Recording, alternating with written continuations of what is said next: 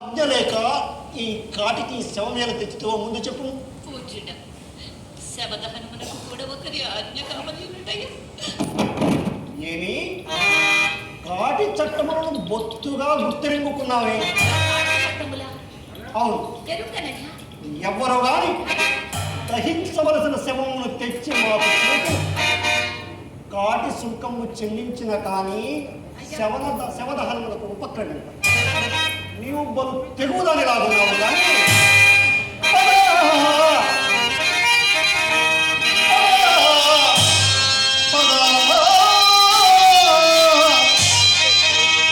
ఇప్పుడైన తర్వాత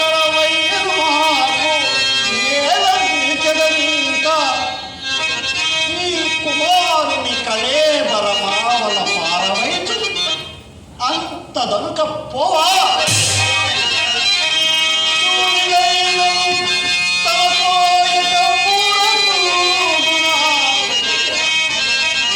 ముదితముగానే